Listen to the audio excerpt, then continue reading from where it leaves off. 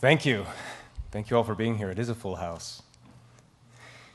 It's really a pleasure to be here this afternoon and a genuine honor to share a few words with you.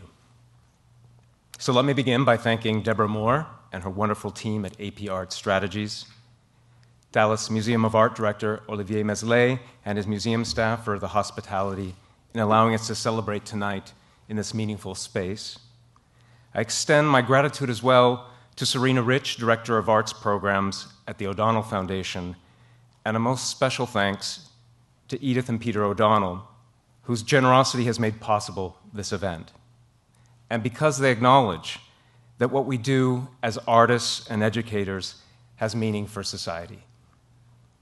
Through their foundation and the continuity they've given to AP Strategies, they send an urgent message that endorses the significance of art historical studio music as well, education from K through 12. As a new member this year to the each day more lively art history department at SMU's Meadows School of the Arts, I'm astounded to witness the energies and efforts of our dean, Jose Antonio Bowen, and of our chair, Janice Bergman-Carton. Their commitment through various partnerships and community outreach programs inspires all of us to join in making Meadows a leader in the community at large. Please come visit us on our website or at our campus. I'm proud to have colleagues like the ones I have at Meadows. Our outstanding faculty and students are working to create vibrant conversations that benefit the community, even as these activities, in turn, enrich our own teaching and learning opportunities. I see an eagerness to make local resources, from the little habitat to the monumental, a vital part of the classroom and of our curriculum. I spoke of an urgent message, and that's because art education, sadly, is not a priority in our national culture. They will tell you that this is so because artistic practice is merely self-expression, that it doesn't add to the skills needed to excel in the world of information technology, the financial sector, or the traditional professions. But in fact, I suspect that art education is discouraged because at best, it enables the radical power of metaphor. Art education provides the conditions of possibility to envision the unforeseen, to redirect the conversation, and ultimately to endorse action. So I'm excited for all the young masters present here this evening and for your families. I'm a little envious and jealous. I wish I'd had the opportunity of taking AP Art History classes in high school. And I don't know how to put this politely except to say that I was kind of a disaster in those subjects I cared nothing about. But I was lucky to have extraordinary teachers who cared enough to encourage my cultural appetites. They recommended books, exhibition, stage performances, and films. I think about this when I read the news that tells of teachers devalued by the media and by lawmakers alike. The very possibility of newness, of innovation, enters the world from that interpersonal invitation to know. So my deep thanks to all the teachers here for the care and commitment you bring to a priceless task. I was lucky as well to have attended high school in a city that had the kind of cultural offerings that Dallas today offers to its youth.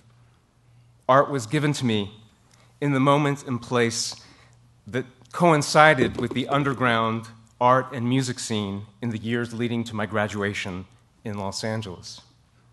Two of my idols at the time, my all-time idols, Exene Cervenka and John Doe of the punk band X, had famously met during a poetry workshop at Beyond Baroque, an art center in Venice, California, and I became mesmerized by their unsettling sound and lyrics exposing the underbelly of experience for the haves and the have-nots of Hollywood.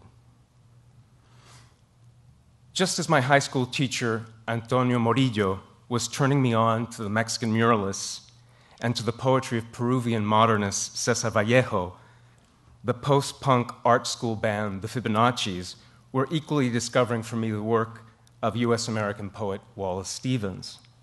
Maggie Song and company performed the poem The Ordinary Woman in their self-styled, quote, Euro techno, disco, Fellini, circus chamber, elevator music mode.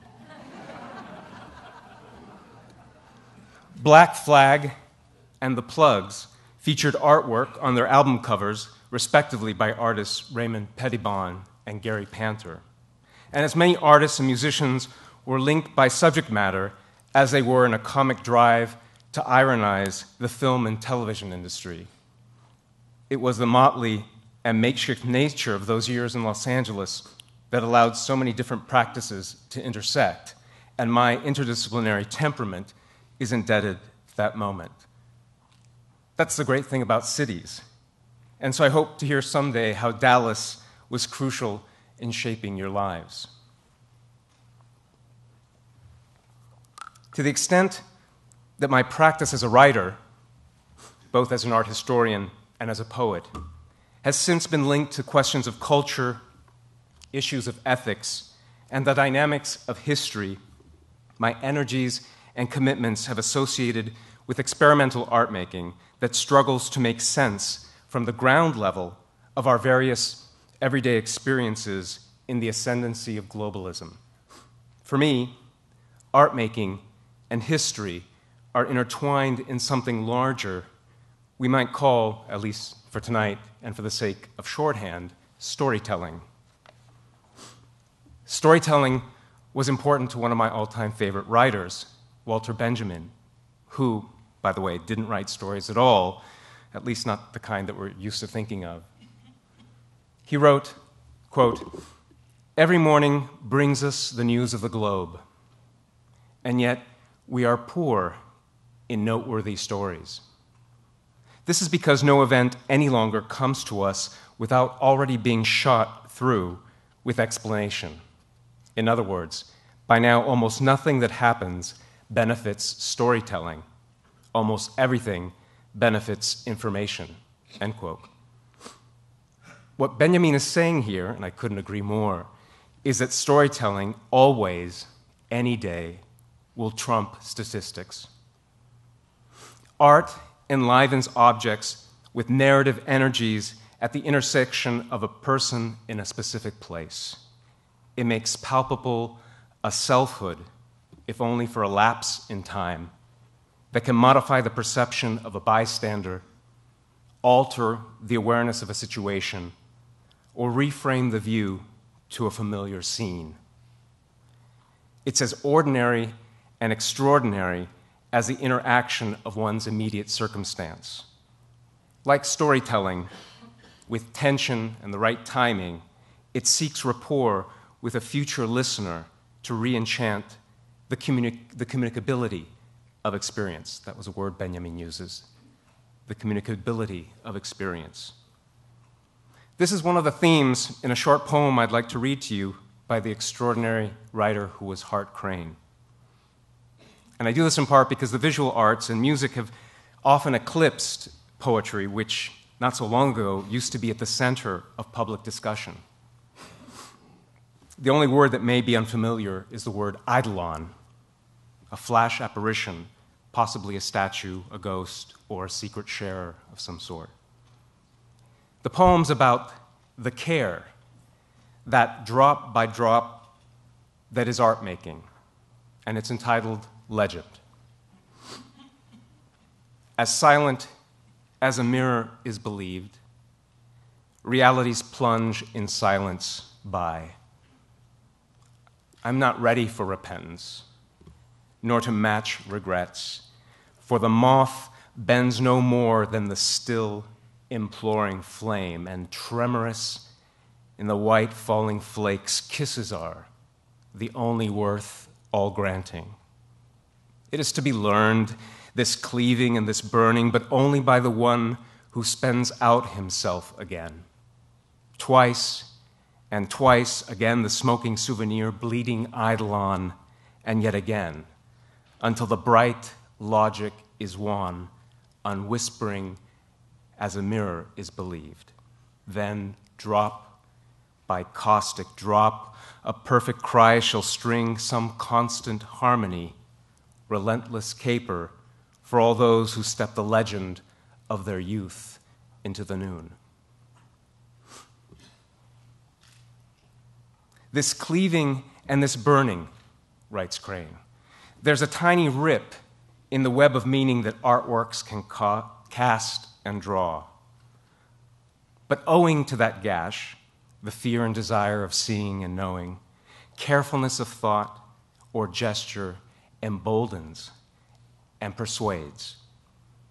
The quality of light and subjectivity that is a provisional glimmer reminds us that the artistic self, the ethical self, the teacher and disciple in each one of us, seeks reflection in settings of experimentation that cover a ground, if only as a temporary residence.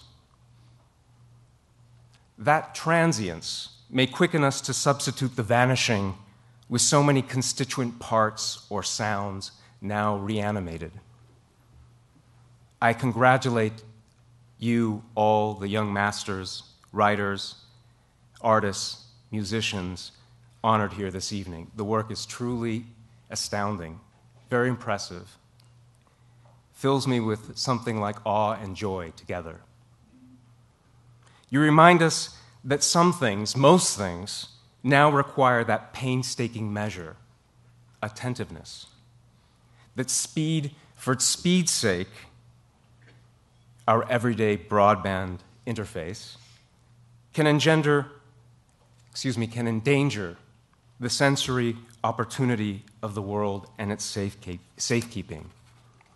You invite us to bring critical attention to the everyday, making our world and its social circumstance. You argue for the world that calls us into action.